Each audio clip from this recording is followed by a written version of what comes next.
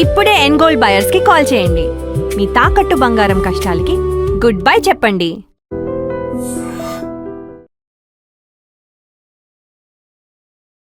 ఆరేళ్ళ పసిపాప చిరునవ్వుల చిన్నారిని, నాపై జరిగినది నేడు అత్యాచారమా? నేనేమి చేసితి ప్రేరేపణ, నీ మోహపు చూపుల్లో జిక్కినా? తీర్చేసుకున్నావా కామపు దాహం, బలి తీసుకున్నావా నా బాల్యము? బిగ్ బాస్ కి ఎందుకు అప్లై చేయాలనిపించింది నీకు? బిగ్ బాస్ వల్లే స్వయంగా వాళ్ళే పిలిచింది కదా, మీకు అవకాశం ఇస్తాం రండి మీ టాలెంట్ చూపించుకోండి అని. వాళ్ళు అలానే 3 days అలా తిప్పుకున్నారు. 3rd day రోజు ఈవినింగ్ టైంలో నన్ను పంపించారు స్టేజ్ మీదకి. వాళ్ళ ఎలా ఉందంటే వాళ్ళ బిహేవియరు ఎప్పుడెప్పుడు పంపించేద్దామా అన్నట్టుగా ఉంది అక్కడ. బాసు బాసు బిగ్గు బాసు ఇచ్చినాడు రో నీ కలలకు గ్రాండు ఛాన్సు, కమ్ము కామను మ్యాను అంటూ అవకాశము ఇచ్చెనురో, అగ్ని పరీక్షకు పిలిచెనురో. ఇప్పుడు నన్ను తీసుకుంటే కన్నా టీఆర్పీకి అంత యూజ్ ఉండదు అనమాట. అంటే నేను ఎవరు తెలియదు కదా, ఇప్పుడిప్పుడే స్టార్ట్ అవుతున్నా, అంత తెలియదు కాబట్టి ఈ అమ్మాయి వచ్చే దగ్గర 1 million వరకు ఫాలోవర్స్ ఉన్నారు. ఏ వీడియో పెట్టినా 1 million దాకా వెళ్తున్నారు. అంటే వాళ్ళు రిజెక్ట్ చేయడానికి ఇంకా ఏమైనా పాయింట్స్ ఉన్నాయా అని వెతుకుతున్నట్టుగా అడుగుతున్నారు అన్నమాట. శ్రీముఖి కూడా ఎందుకు సెలెక్ట్ చేయాలి అని క్వశ్చన్ అడిగింది కదా. అడిగింది. ఈ మాత్రం దానికే మేము ఇక్కడ ఉన్న వాళ్ళమే ఇంప్రెస్ అవ్వలేదు, బయట వాళ్ళు ఇంప్రెస్ అవుతారా? వగలమారి హంసవే నా శ్రీముఖి, చేపకల్ల సుందరివే నా శ్రీముఖి, ఒక్కసారి ఒక్కదాని వస్తావా శ్రీముఖి, చూపించి టాలెంట్ చేసేస్తా ఇంప్రెస్, బంగారు కమ్మలిచ్చి వడ్డానం చేయిస్తా, చిలకలాగా కట్టుకో సిల్కు చీర తెస్తా, టాలెంట్ చూపిస్తా శ్రీముఖి, నిన్ను ఇంప్రెస్ చేస్తాను Sreemukhi. Hello guys, welcome to iDream media. నేను మీ నందు. బిగ్ బాస్ అగ్ని పరీక్ష సీజన్ 2లో చాలా మంది కంటెస్టెంట్స్ అయితే ఎలిమినేట్ చేయడం జరిగింది. అది కూడా ఒకసారి ప్రూవ్ చేసుకునే ఆపర్చునిటీ స్టేజ్ పైన ఇచ్చారు. చాలా మందికి తక్కువ టైం ఉందని చెప్పారు. కొంతమంది ఆ టైంలో కొంచెం కంగారు పడడం వల్ల ఎఫర్ట్స్ పెట్టలేకపోయామని కొంతమంది చెప్పారు. మరి అదే బిగ్ బాస్ అగ్ని పరీక్ష సెట్ పైన చిన్న అనే ఒక కంటెస్టెంట్ని మనం చూసాము. తన టాలెంట్ని కూడా చూసాము. తను ఇన్స్టాగ్రామ్లో ఇన్ఫ్లుయెన్సర్గా, అలానే యూట్యూబ్లో కూడా తను రెగ్యులర్గా షార్ట్స్ అండ్ వీడియోస్ చేస్తూ ఉంటాడు. ఎస్, చిన్న అయితే ప్రజెంట్ మనతో పాటు స్టూడియోలో ఉన్నారు. తనతో మాట్లాడి ఈ అగ్ని పరీక్ష ప్రాసెస్, ఈ జర్నీ గురించి అడిగి తెలుసుకుందాం. హాయ్ చిన్న. హాయ్ అక్క. మీ పేరే చిన్నానా? నా పేరే చిన్న అక్క. ఇంకా రియల్ నేమ్ ఏం లేదు? రియల్ నేమ్ ఏం లేదు. ఓకే. సో అసలు చిన్న ఎక్కడ పుట్టాడు, ఎక్కడ పెరిగాడు? బిగ్ బాస్ అగ్ని పరీక్షకి అప్లై చేసినప్పుడు నేను ఒక వీడియో చూశాను. ఆ వీడియో పర్టికులర్గా అంటే పడుతున్న స్ట్రగుల్స్, కష్టాలన్నీ కూడా ఉండడానికి ఇల్లు కూడా లేదు, అదంతా కూడా క్లియర్గా కనిపించింది. ఫాదర్ లేరు, ఇవన్నీ కూడా నువ్వు మాట్లాడావు. అసలు నీ జర్నీ గురించి చెప్పు ఫస్ట్. మాది కడప జిల్లాలోని వరకుంట్ల అనే ఒక మారుమూల గ్రామం అక్క. మేము అక్కడే జన్మించాము. అయితే చిన్నప్పటి నుండి నాకు ఒక 3rd class ఉన్నప్పటి నుంచే సాంగ్స్ పాడడం అన్నా చాలా ఇష్టం. సాంగ్స్ పాడడం అన్నా, సాంగ్స్ రాయడం అన్నా చాలా ఇష్టం అనమాట. అయితే 3rd classలో ఈ సాంగ్స్ పర్లేదు, కంగారు పడకు, ఏం టెన్షన్ పడకు. ఫస్ట్ ఇంటర్వ్యూ అంటే కొంచెం నర్వస్ ఫీల్ అవుతుంది. 3rd class నుంచే నా సాంగ్స్ రాయడం అనేది చాలా ఇష్టం అనమాట. అయితే అప్పుడు కూడా మాకు పూర్ గుడిసే ఉండేది. తల్లిదండ్రులు కొద్ది పూర్ ఫ్యామిలీ అయినప్పటికీ మమ్మల్ని బాగానే చూసుకుంటూ ఉండేవాళ్ళు. అయితే కొన్ని రోజుల తర్వాత వచ్చేసి మా ఇల్లు అనేది కాలిపోయింది. నేను అప్పటికే చాలా సాంగ్స్ రాసుకున్నా. 3rd class నుంచి అప్పటికే చాలా సాంగ్స్ రాసుకున్నా. ఆ ఇంట్లో నాది సాంగ్స్ బుక్ కాలిపోయింది అనమాట. కాలిపోయినప్పుడు ఆ ఇంట్లో ఇల్లు కాలిపోవడం వల్ల బుక్ కాలిపోయింది. ఆ సాంగ్స్ బుక్ అనేది కాలిపోయింది.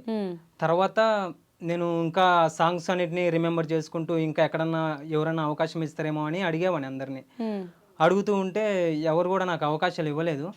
ఇవ్వకపోయేసరికి ఇంకా సర్లే ఇప్పుడు నేనున్న పరిస్థితిలో ఈ నాకు సెట్గా ఈ సాంగ్స్ ఇవన్నీ వచ్చేసి నేను నార్మల్గా చదువుకుంటూ ఉండేవాడు అనమాట. తర్వాత 7th class నుంచి మేము ఒక 10 years వరకు తల్లిదండ్రులకు ఇద్దరికి దూరంగానే ఉన్నాం. అంటే ఎక్కడున్నారు? 10th class చదివేటప్పుడు మాకు హాస్టల్లో ఒక ఫాదర్ ఉండేవాడు, చర్చి ఫాదర్. ఆయన చూసుకునేవాడు అప్పటిదాకా. తర్వాత ఇంటర్మీడియట్కి వచ్చేసి ఆయనే ఇక్కడ మంచిగా చదువుతున్నారా మీరు, ఇక్కడ ఉంటే చెడిపోతారు అనేసి విజయవాడలో లయోలా కాలేజీలో అని ఆ లయోలా కాలేజీలో జరిపించి మొత్తం స్టడీస్కి అయ్యే ఖర్చులన్నీ ఆయనే చూసుకున్నాడు ఇంటర్మీడియట్ దాకా. ఆ తర్వాత ఈ మధ్యలో మా నాన్నకు హెల్త్ బాగాలేదనమాట. తర్వాత అప్పటి నుంచి మేము ఆ 10 ఇయర్స్ గ్యాప్లో అప్పుడే వెళ్ళాం ఫస్ట్ టైం ఇంటికి. ఆ ఇంటికి వెళ్ళినప్పుడు వచ్చేసి నాన్నకు అప్పుడే పూర్తిగా ఆరోగ్యం పూర్తిగా చెడిపోయినది. మాకు అప్పట్లో స్టూడెంట్సే కదా మేము, ఇంకా డబ్బులు కూడా లేవు నాన్నకు చూపించుకోవడానికి. తర్వాత ఒక 1 మంత్ తర్వాత నాన్న చనిపోయారు. అలా చనిపోయిన తర్వాత డిగ్రీ చేరాను మళ్ళీ. డిగ్రీ చేరిన తర్వాత అక్కడ కాలేజ్ ఫీజులు కట్టుకోవడానికి చాలా కష్టంగా ఉండేది. నేనే సిమెంట్ పనికి అలా వెళ్తూ ఆ కాలేజ్ ఫీజులన్నీ కట్టుకుంటూ డిగ్రీ అయిపించేసిన. అప్పుడు ఇంకా కొద్దిగా చదువు అంటే ఇంట్రెస్టే, కానీ ఇంకా పై చదువులు చదవాలంటే నాకు చాలా డబ్బులు అవసరం అయ్యేది. ఈ డబ్బులు ఎలా వస్తాయి, ఇప్పుడు నేనున్న పరిస్థితులు అయితే డబ్బులు రావు. అలాగొచ్చేసి నేను యూట్యూబ్లోకి అడుగుపెట్టిన. యూట్యూబ్లో ఎప్పుడైతే అడుగుపెట్టినో ఫస్ట్ ఒక ఛానల్ చాలా కష్టంగా ఉన్నది. చేస్తున్న తర్వాత ఒక ఛానల్ మోనిటైజేషన్ చేసిన. ఆ ఛానల్ మోనిటైజేషన్ చేయడం వల్ల ఇంకా ఎక్కువ ఛానల్స్ క్రియేట్ చేయగలుగుతాను. ఆ ఛానల్స్ని ఇప్పుడు మీడియా ఛానల్స్ వాళ్ళకి అమ్మడం, అందులో వచ్చే డబ్బులతో ఇంకా ఇప్పుడు నేను సింగర్ అవ్వాలని నా కోరిక మామూలుగా అయితే. దానికి ఇప్పుడు ఆ డబ్బులనే ఖర్చు పెట్టుకుంటూ ఇప్పుడు సాంగ్స్ కూడా రికార్డింగ్ చేస్తున్నావు. అసలు పాటలు అనేది నీకు రాయడం అసలు ఆ ఇష్టం ఎలా వచ్చింది? బిగ్ బాస్ మీద కూడా ఏదో సాంగ్ రాసావు, బిగ్ బాస్ స్టేజ్ లో కూడా పాడావు కదా? పాడానక్క. అయితే ఆ సాంగ్స్ రాయడం ఎలా ఇష్టం అంటే, నాకు చిన్నప్పుడు మా ఇంట్లో ఒక టేప్ రికార్డు ఉండేది. అందులో ఎక్కువ మా అమ్మ ఫోక్ సాంగ్స్ అవి పెడతా ఉండేది అమ్మ. ఆ సాంగ్స్ వింటూ నాకు కొద్దిగా ఐడియా అనేది వస్తుంది సాంగ్స్ ఎలా పాడాలి అనేది. తర్వాత మా స్కూల్లో ఒక మహేశ్వర్ రెడ్డి సార్ అని మా టీచర్స్ ఉంటారు. ఆయన వచ్చేసి ఏ పాటని చెప్పిన కానీ పాట రూపంలో చెప్పేవాడు అనమాట. చదవకుండా దాన్ని పాటలాగా పాడుతూ ఉండేవాడు. అలా నాకు నేను కూడా ఇలా పాడితే బాగుంటుంది కదా అని, నేను ఎక్కడ దొరికితే అక్కడ ఏమైనా పేపర్లు దొరికితే వాటిని పాటలాగా న్యూస్ పేపర్లు అయినా చిక్కాయనుకో వాటిని పాటలాగా పాడుకుంటా ఉండేవాడిని. అలా ఇంకో ఆయన వచ్చేసి ఎక్కువ కథలు చెప్తా ఉండేవాడు. దానివల్ల నాకు ఎక్కువ పద సంపద అనేది వచ్చింది. ఎక్కువ లిరిక్స్ ఉంటాయి కదా, అవి ఎలా రాయాలని తెలిసింది. అలా సాంగ్స్ రాయడం నేర్చుకున్నాక. ఓకే, సాంగ్స్ రాయడం అలా అలవాటైంది. బిగ్ బాస్ కి ఎందుకు అప్లై చేయాలనిపించింది నీకు? బిగ్ బాస్కి ఎందుకు అప్లై చేయాలనిపించింది అంటే, ఇప్పుడు నాకు సాంగ్స్ పాడడం అంటే చాలా ఇష్టం. నా కుటుంబ పరిస్థితుల కారణంగా నా టాలెంట్ని అంతా పక్కన పెట్టేసి ఈ యూట్యూబ్లో వచ్చే డబ్బులతోనే నేను నా గోల్స్ ఎలాగైనా చేసుకుని ఆల్రెడీ ప్రయత్నిస్తాను. నేను సాంగ్స్ అనేవి ఆల్రెడీ రికార్డింగ్ చేయించిన, యూట్యూబ్లో కూడా రిలీజ్ చేసిన, కానీ అనుకున్నంత వైరల్ కావడం లేదు. అయితే ఇప్పుడు యూట్యూబ్ బిగ్ బాస్ వల్లే స్వయంగా వాళ్ళే పిలిచింది కదా, మీకు అవకాశం ఇస్తాం రాండి మీ టాలెంట్ చూపించుకోండి అని. ఇది మనకు అవకాశం వచ్చినప్పుడు మనం ఎందుకు వదులుకోవాలనేసి ఒక అది కూడా ఒకసారి ట్రై చేద్దామని వచ్చేసి బిగ్ బాస్లోకి వచ్చిన అనమాట. బిగ్ బాస్కు అప్లై చేసిన తర్వాత వాళ్ళు జూమ్ మీటింగ్ కాల్ చేశారు. అందులో కూడా అక్కడ మొత్తం అడిగారు, క్వశ్చన్లు అడిగారు. ఆ క్వశ్చన్లు అడిగినప్పుడు తర్వాత ఒక వారానికి సెలెక్ట్ అయినామని మళ్ళీ మెసేజ్ వచ్చింది. గ్రూప్ మీటింగ్కి వెళ్ళాం అనమాట. ఆ గ్రూప్ మీటింగ్లో వచ్చేసి ఒక ఎగ్జామ్ లాగా పెట్టారు, ఒకటి పేపర్లో 200 పేజెస్ ఉంటాయి.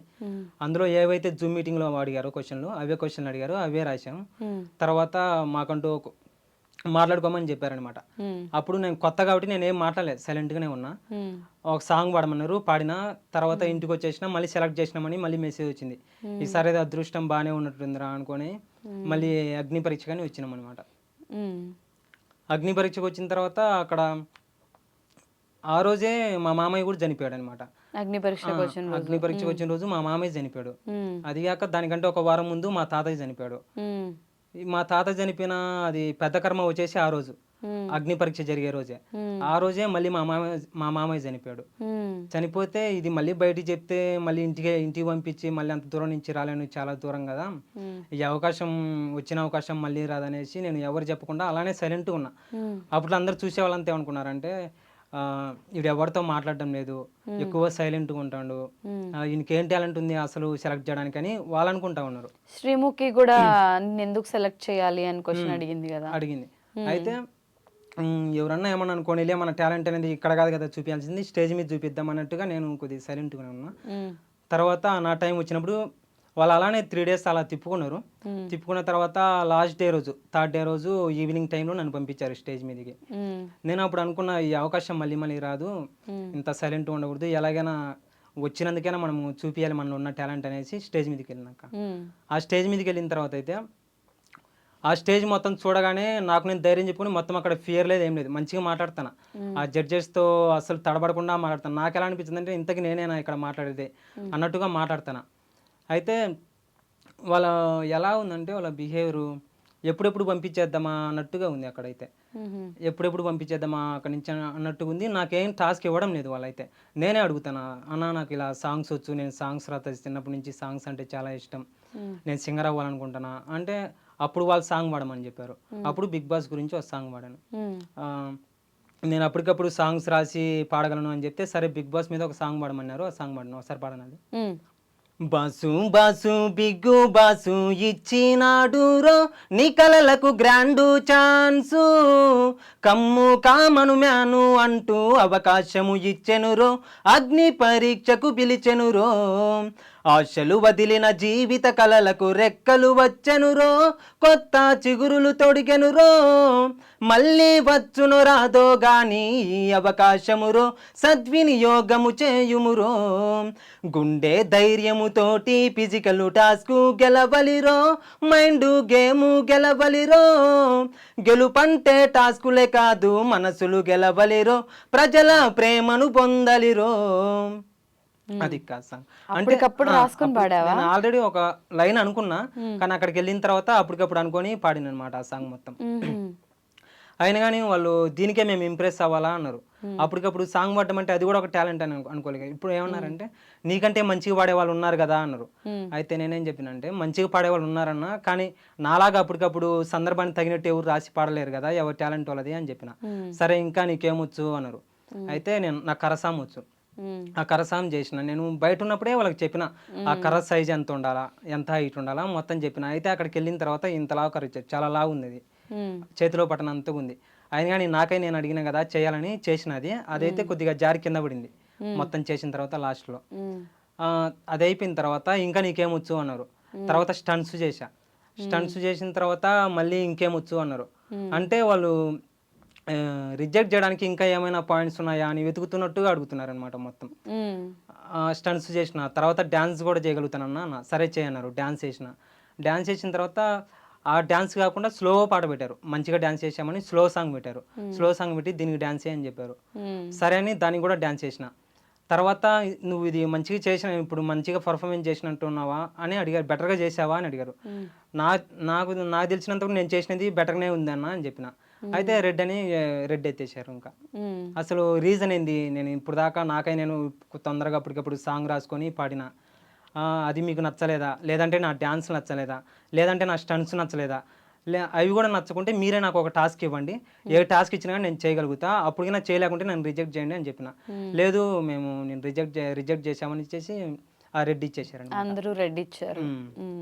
హోప్స్ అంటే ఎక్కడికో వెళ్దాం అనుకుని ఇప్పటికీ స్టిల్ అంటే ఉండడానికి ఇల్లు లేదు. నువ్వు వీడియో చేసావు కదా బిగ్ బాస్ అగ్ని పరీక్ష కోసం, అదేనా మీ హౌస్? అదే అక్క మాది. అదే. అయితే నేను ఆ యూట్యూబ్లో అమ్మిన తర్వాత నాకు ఒక 7 ఛానల్స్ వరకు అమ్మాను అనమాట. ఇప్పుడు ఆ 7 ఛానల్స్ అమ్మితే నాకు దగ్గర 7 lakhs వరకు వచ్చింది. దాంతో ఇల్లు కూడా స్టార్ట్ చేసిన, అది మధ్యలో అయిపోయింది, డబ్బులు మొత్తం అయిపోయినాయి. ఇటు వస్తే బిగ్ బాస్కి వస్తే ఇలా మనీ వస్తుంది, నా టాలెంట్ చూపించుకోవచ్చు, అన్ని రకాలుగా ఉపయోగపడుతుంది అన్నట్టుగా బిగ్ బాస్కి వచ్చాను అనమాట. ఇల్లు కూడా ఇన్కంప్లీట్ ఉంది కదా, అది కూడా. అమ్మ ఏం చేస్తుంటారు? అమ్మ పొలం పని పోతుంది అక్క. పొలం పని అంటే డైలీ పనిలా చేస్తూ ఉంటారా? డైలీ పనికి వెళ్తూ ఉంటది. ఆ వచ్చిన డబ్బులే ఇంట్లో నడిపిస్తూ ఉంటది. నేనైతే ఇంట్లో ఏమి ఇవ్వను. అలాగని నేను తిరిగేవాడిని కాదు, ఇట్లా మందు ఇలాంటివి ఏం అలవాట్లేదు.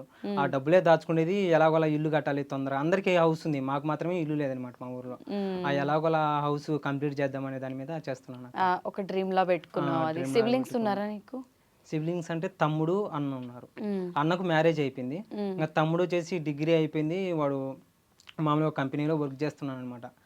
ఇప్పుడు నేను కూడా అలా వర్క్ వెళ్ళొచ్చు, కానీ అలా వర్క్ వెళ్తే కన్నా వచ్చేది 20,000 10,000 వస్తుంది. అది మనం ఒకేసారి దాచాలంటే దాచలేము. ఈ ఛానల్స్ అమ్మితే కన్నా ఒకేసారి 1 lakh అలా వస్తుంది. అదైతే ఖర్చు చేయకుండా దాచుకోవచ్చు, అది వచ్చిన డబ్బులతో ఇల్లు కట్టుకోవచ్చు అన్నట్టుగా చేస్తున్నాను. వాళ్ళు సపోర్ట్ చేస్తారా అన్న తమ్ముడు నీకు? మరి అన్నకంటే మ్యారేజ్ అయిపోయింది కాబట్టి ఇంకా అన్న ఫ్యామిలీ అన్నది అయిపోయింది. తమ్ముడు సపోర్ట్ చేస్తాడు. తమ్ముడు సపోర్ట్ చేస్తారు. ఇప్పుడు నీకు మంచి సింగర్ అవ్వాలి అని గోలా ఇండస్ట్రీలో? అవునక్క, చాలా సాంగ్స్ రాసా, 150 సాంగ్స్ వరకు రాసుకున్నా. అన్ని ఇప్పుడు సమాజంలో ఎక్కువ అత్యాచారాలు జరుగుతున్నాయి అమ్మాయిల మీద. అప్పుడు అందరూ ఏమంటున్నారంటే ఈ అమ్మాయిలు ఇలా డ్రెస్సులు వేసుకోవడం వల్లే ఇలా అత్యాచారాలు జరుగుతున్నాయి అని అంటారు కదా. అయితే నేనేమనుకుంటానంటే చిన్నపిల్లల మీద కూడా ఈ అత్యాచారాలు జరుగుతున్నాయి. వాళ్ళకి చీర కట్టుకోవడం కూడా రాదు.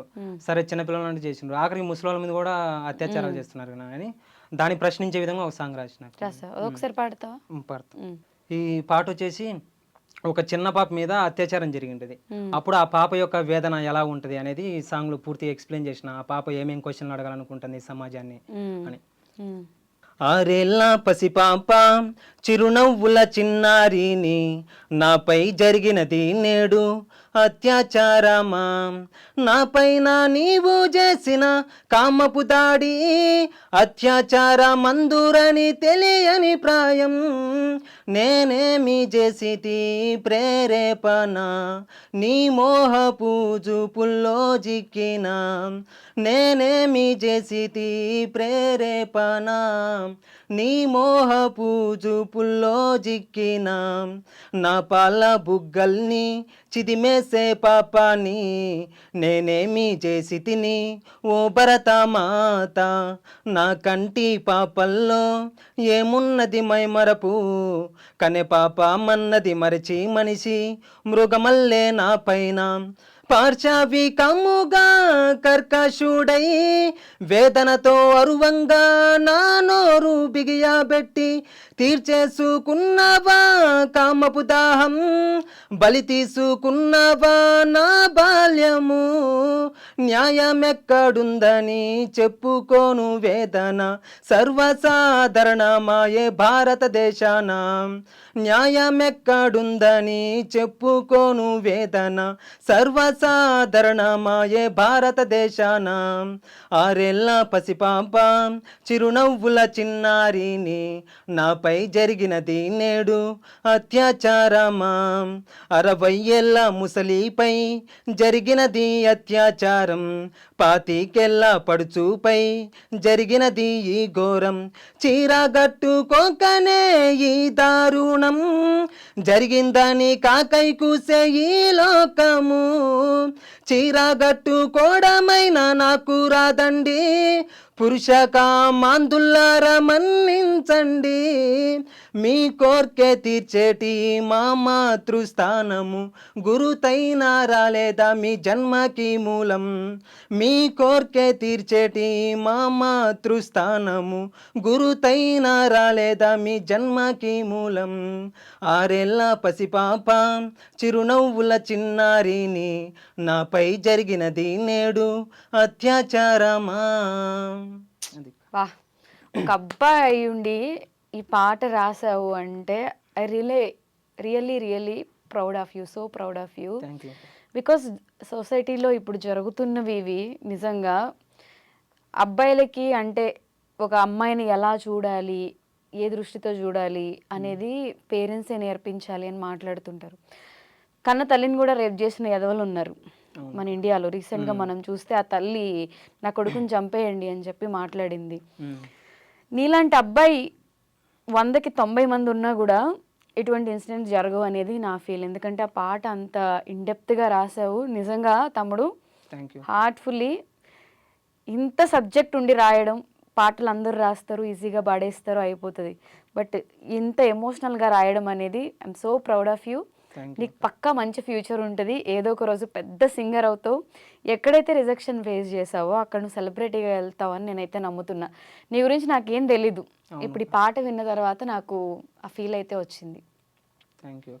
ఇంకా అంటే ఏదైనా సిచ్యువేషన్స్ ని ఇలా ఊహించుకొని ఆ సిచ్యువేషన్ బట్టి నేను కొద్దిగా టైం ఇచ్చే రాయగలుగుతాను అనమాట. అయితే బిగ్ బాస్ అక్కడ స్టేజ్ మీద అన్న అడిగాడు, నవదీప్ అన్న, బిందు మాధవ్ మీద ఒక పాట రాయమన్నాడు. నాకు కొద్దిగా టైం ఇవ్వండి అన్న, నేను కూర్చొని రాసేసి ఒక 5 minutes ఇచ్చే రాసేస్తా అని చెప్పిన. కానీ 5 minutes లేదు, ఏం లేదు, ఇక్కడ నుంచి ఇంకా వెళ్ళొచ్చు మీరు అని చెప్పారు. అంటే ఇప్పుడు అమనని ఒక అబ్బాయి ఇచ్చాడు. ఆ అబ్బాయికి ఏదో కొద్దిగా కామెడీ చేస్తానే ఆయనకు చాలా టైం ఇచ్చారు, ఒక 1/2 గంట వరకు. ఆ టైం నాకు ఇచ్చింటే కానీ నేను రాసి అక్కడ పాడేవని అనిపించింది. లేదంటే ఇంకో సాంగ్, ఈ సాంగ్ వాడాలని చూసిన. అయినా కానీ వద్దు, ఏం అవసరం లేదు, వెళ్ళొచ్చు అన్నట్టుగా చెప్పారు అనమాట. సో మేబీ వాళ్ళకి కావాల్సిన కంటెస్టెంట్స్ వాళ్ళకి అంటే నాకు వచ్చేసి అభిజిత్ అన్న వచ్చేసి సాంగ్ గ్రీన్ ఎత్తాడు. అప్పుడే గ్రీన్ ఎత్తిన తర్వాత నేను కొద్దిగా స్టంప్స్ చేశాను కదా, బాగా వాటర్ తప్పికెత్తున్నాయి అన్న, నేను వాటర్ రైలు తాగి వస్తా అని చెప్పిన. వాటర్ రైలు తాగడానికి వెళ్ళినప్పుడు నవదీప్ అని వచ్చేసి వాళ్ళు కొద్దిగా గ్యాదర్ అయ్యి మాట్లాడుకున్నారు అనమాట. నాకేమనిపించింది అంటే ఇప్పుడు సింగర్ ఝాన్సీ ఉంది కదా అమ్మాయి, ఆ అమ్మాయికి ఎక్కువ ఫాలోవింగ్ ఉంది. ఆ అమ్మాయి కూడా మంచి సాంగ్స్ పాడుతుంది. ఇప్పుడు ఆ అమ్మాయి మంచి సాంగ్స్ పాడితే నేను మంచి సాంగ్స్ పాడతా. ఇద్దరు ఏదైనా ఒక్కొక్క కేటగిరీ మీద ఒక్కొక్కరినే తీసుకోవాలి. ఇప్పుడు కమెడియన్ మీద ఒక కమెడియన్, ఎంటర్టైన్మెంట్ చేసిన మీద ఎంటర్టైన్మెంట్, బాడీ జిమ్ బాడీ ఉంటుంది కదా, వాళ్ళని ఒక్కొక్కరిని ఒక్కొక్కటి తీసుకోవాలి. ఇప్పుడు సింగింగ్ పైన మా ఇద్దరిలో ఒకరిని తీసుకోవాలి. ఇప్పుడు నన్ను తీసుకుంటే కన్నా టీఆర్పీకి అంత యూజ్ ఉండదు అనమాట. అంటే నేను ఎవరు తెలియదు కదా, ఇప్పుడిప్పుడే స్టార్ట్ అవుతున్నా, అంత తెలియదు కాబట్టి ఈ అమ్మాయి వచ్చే దగ్గర 1 మిలియన్ వరకు ఫాలోవర్స్ ఉన్నారు. ఏ వీడియో పెట్టినా 1 మిలియన్ దాకా వెళ్తున్నాయి. సో అలా తీసుకున్నారేమో అనిపించేసి ఇంకా వచ్చేసిన. మేబీ డిసప్పాయింట్ అయ్యావు సమ్వేర్ ఐ ఫీల్ కదా. సో వాట్ నెక్స్ట్ అంటే ఏం చెప్తావు? వాట్ నెక్స్ట్ అంటే నేను ఆల్రెడీ సాంగ్స్ చేస్తున్నాను అక్క. నా గోల్ రీచ్ అయ్యేంత వరకు నేను చేస్తూనే ఉంటాను అనమాట. అది ఒకసారి ఇక్కడ అయిపోయింది కదా, ఇక్కడ ఓడిపోయాం కదా అనేటి అయితే నేను అసలు వదిలిపెట్టను అనమాట.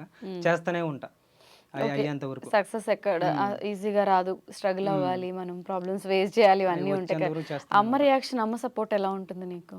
అమ్మ సపోర్ట్ అంటే ఎవరు సపోర్ట్ చేయరాక ఇంట్లో, ఎందుకంటే వాళ్ళకి తెలియదు ఇలా డబ్బులు సంపాదించు యూట్యూబ్లో కూడా. మా అమ్మ ఎలా ఫీల్ అవుతాడంటే ఇప్పుడు ఒక పిచ్చోలా తయారవుతాను అంటే ఎవరితో మానేసిన అందరితో కలవడం పూర్తిగా. ఇప్పుడు ఒక 5 years ఏంటిది, ఫ్రెండ్స్ లేరు, ఎవరు లేరు, అందరితో తిరగడం మానేసిన. ఫ్రెండ్స్ తో కూడా మాట్లాడవా? ఇంకెవరితో మాట్లాడను, ఓన్లీ ఒక్కనే ఇంట్లో ఉంటా. ఇంకా ఎక్కువ పుస్తకాల్లో రాసుకుంటా ఉంటా, కంటెంట్ రాస్తా ఉంటా. నైట్ 3 అవ్వచ్చు 2 అవ్వచ్చు వాయిస్ చెప్పుకొని ఎడిటింగ్ చేసుకొని. అంటే నా దగ్గర ఒక 6 ఛానల్స్ 5 ఛానల్స్ వరకు ఉంటాయి. అన్నిటిని మెయింటైన్ చేయాలంటే ఇంకా కష్టపడాలనేది నేను చేస్తూ ఉంటాను అనమాట. ఇంకా అలానే అప్పుడు మా అమ్మ చూసేది ఇటు పిచ్చోడు అవుతున్నట్టున్నాడు, ఇంకా ఎలా చేయాలి అందరు చెప్పుకుంటా ఉంటది. సర్లే కొన్ని రోజులు అనుకోని లేదు తర్వాత తెలుస్తుంది కదా అనేది నేను చెప్పకుండా నా పని నేను చేసుకుంటా ఉంటా. అంటే వాళ్ళకి యూట్యూబ్ అంటే ఏంటి, మానిటైజేషన్ అంటే ఏంటి, ఇట్లా అమ్మొచ్చు ఇవన్నీ తెలియదు కదా. ఏ కంటెంట్ ఎక్కువ చేస్తావు యూట్యూబ్ ఛానల్? ఫ్యాక్ట్స్ కంటెంట్ చేస్తాను. ఫ్యాక్ట్స్ అంటే ఏం చెప్తుంటావు ఎక్కువ?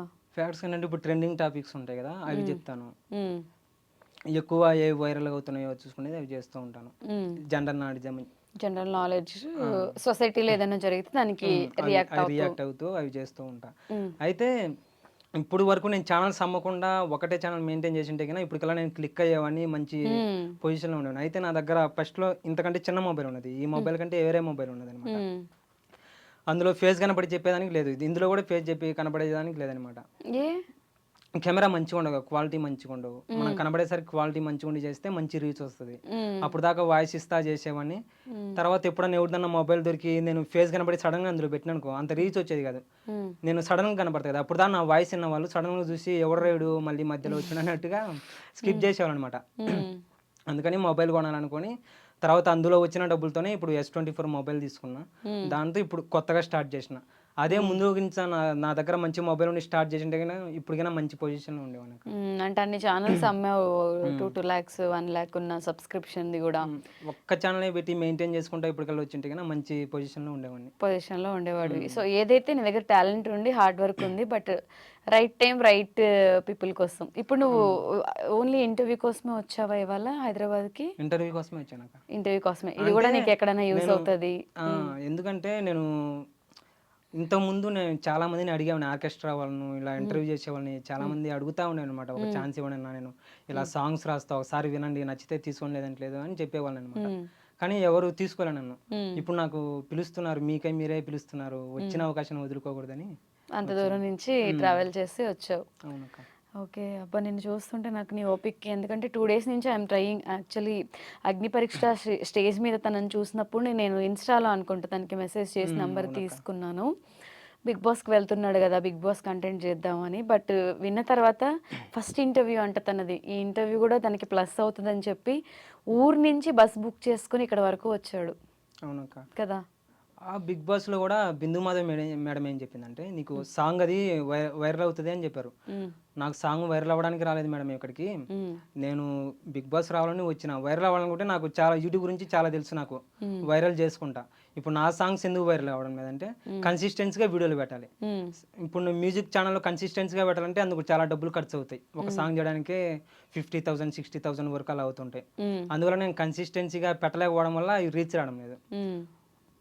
మళ్ళీ నవదీప్ అన్న అడిగాడు, నువ్వు సాంగ్ చేస్తున్నాను అంటావు కదా, అవి సాంగ్స్ వైరల్ అవ్వలేదు అంటే అది నీలో తప్పున్నట్టే కదా అన్నాడు. అయితే నేనేమన్నానంటే, ఇప్పుడు ఒక హీరో ఉంటాడు, ఇప్పుడు మహేష్ బాబు లాంటి హీరోనే ఒక సినిమా చేస్తేనే దాన్ని ఎంతగానో ప్రమోషన్ చేసుకుంటారు. నాకు అలా ప్రమోషన్ చేసుకోండి, నా సాంగ్ నేను ప్రమోట్ చేసుకోవడానికి నా దగ్గర డబ్బులు లేవు, జస్ట్ ఆ సాంగ్ వరకే ఖర్చు పెట్టుకుంటున్నా. ఇంకా నేను ఫ్యూచర్లో ట్రై చేస్తానన్నా. అంటే నా సాంగ్ వైరల్ కావడానికి కారణం సాంగ్ బాగాలేదని కాదు, దానికి తగినట్టు నేను చేసుకోలేకపోతున్నా అని చెప్పాను అనమాట. అంటే ఇప్పుడు నువ్వు ఇన్స్టాలో కూడా ఇవి పాటలు పాడుతూ పెట్టొచ్చు కదా, పెట్టచ్చు అక్క. అంటే కాపీ చేస్తారు కంటెంట్ అని పెట్టవా? అలా అని కదలే కానీ సాంగ్స్ పడితే అంత రీచ్ రావడం లేదు.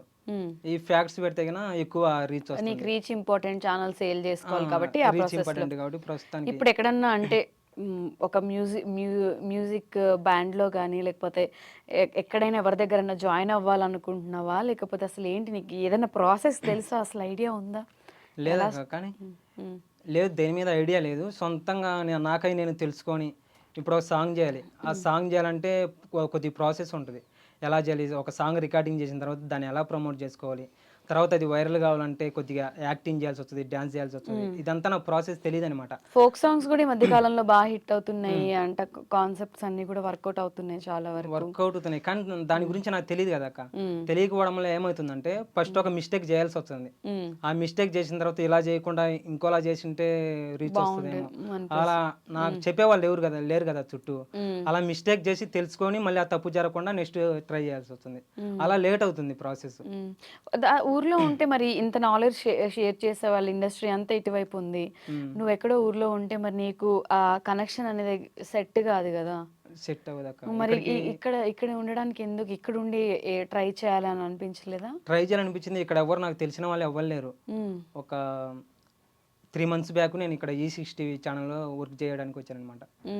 అక్కడ ఆయన ఏం చెప్పారంటే, ఇవి యూట్యూబ్ ఛానల్స్ డెవలప్ చేసి నీకు 25,000 శాలరీ ఇస్తామని చెప్పారు. ఆయన చెప్పినట్టుగానే 3 monthsలో 4 ఛానల్స్ వరకు మోనిటైజేషన్ చేసి ఇచ్చా. కానీ ఆయన మనీ ఇవ్వలేదన్నమాట. మనీ ఇవ్వకుంటే ఇంకా అలా గొడవ అయ్యా, ఇంత ఇంటికి వెళ్ళిపోయినా. అక్కడ ఇంటి దగ్గరే ఉంటాను. ఇక్కడికి వచ్చి మళ్ళీ ఇంత ఎక్కువ ఖర్చులు అవుతున్నాయి, హాస్టల్ ఫీజు ఇవన్నీ అవుతున్నాయి, సరిగ్గా అమౌంట్ ఇవ్వడం మీద ఆయన అనేసి ఇంటికి వెళ్ళిపోయినా. అయ్యో, రాంగ్ ప్లేస్లో పడ్డావు. రావడమే రైట్ ప్లేస్లో పడి ఇప్పించుకున్నా. అయితే డబ్బులు అయితే ఇప్పించుకున్నా, కొద్ది పోలీసుల దగ్గర చెప్పేసి నా అమౌంట్ వరకు, నాకు రావాల్సిన అమౌంట్ వరకు తీసేసుకొని వెళ్ళిపోయావా?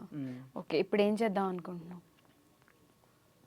ఇప్పుడు మొబైల్ తీసుకున్నా, S24 మొబైల్ తీసుకున్నా. అంటే ఫేస్ కనబడి వీడియో చేయాలని తీసుకున్నా. ఆ వీడియో చేసి మంచి రీచ్ వచ్చే వరకు చేసి 3 months టార్గెట్ పెట్టుకున్నా. 3 monthsలో పక్కా 1 lakh సబ్స్క్రైబర్స్ అవుతారు, మంచి రీచ్ వస్తుందని అనుకుంటాను. అంటే నాకున్న నాలెడ్జ్ని బట్టి, ఎక్స్పీరియన్స్ కాంటెంట్ పెంచుకొని ఫేమ్ తెచ్చుకున్న తర్వాత సాంగ్స్ వైపు వద్దాం అనుకుంటున్నా. అందులో అమౌంట్ వస్తుంది కదా, డబ్బులు వచ్చినప్పుడు ఆ డబ్బులతో సాంగ్స్ చేసుకుంటే మంచిది అనిపిస్తుంది. ఓకే, సో ఇంకా ఏదైనా చెప్పాలి అనుకుంటున్నావా ఈ ఇంటర్వ్యూ త్రూ? సపోర్ట్ చేయండి, మాకు కూడా అవకాశాలు ఇవ్వండి, మనలో టాలెంట్ గ్రహించి అని చెప్దాం అనుకుంటాను. చెప్పు, నీ ఫీలింగ్, నీ ఒపీనియన్, నీ స్ట్రగుల్స్, అసలు నీ గురించి ఏదైనా నాకు ఓపెన్ అప్ అయ్యి. ఈ ఇంటర్వ్యూ కోసం నువ్వు చాలా కష్టపడ్డావు.